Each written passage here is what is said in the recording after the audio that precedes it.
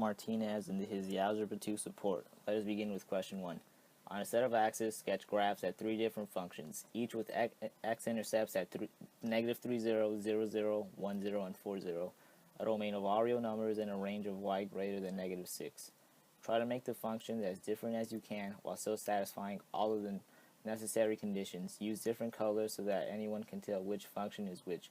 Use words to describe the differences in the three graphs.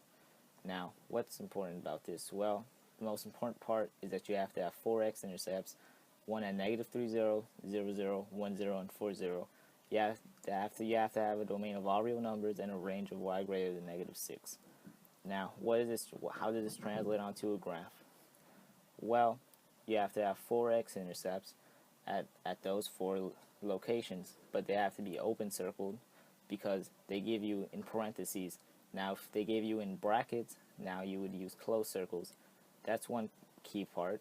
Another key part is the range. The range has to be greater than negative 6. So all it means you have to hit that imaginary red line and go stretch all the way to positive infinity. Now, the domain is all real numbers, so it means it goes from negative infinity to positive infinity. So let me sketch my first function out for you. You see that I went from negative infinity to positive infinity on my domain, and my range is greater than negative 6 because I hit that imaginary line and I go up. I hit those four x-intercepts and I leave them open circled because that's what they want. They want open circle, not closed circle.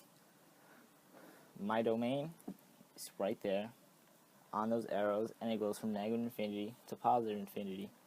My range is negative 6 to positive infinity because it doesn't go any further than negative 6. It just goes up. Now here's my second function, one in blue. You can see I did the same thing. My range goes on negative 6. Doesn't go any further down, but it does go further up to positive infinity.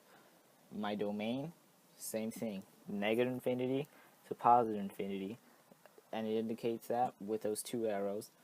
Same thing with my range. Now, my third function, the one in black, goes from negative infinity, domain negative infinity to positive infinity. I hit those four x-intercepts and they're open circled, and my range, again, goes all the way to negative 6, not further, and goes all the way up to positive infinity. Keep in mind the vertical line test. If a vertical line can hit any of your functions, then you should redraw it and make sure that it does not hit any more than two spots.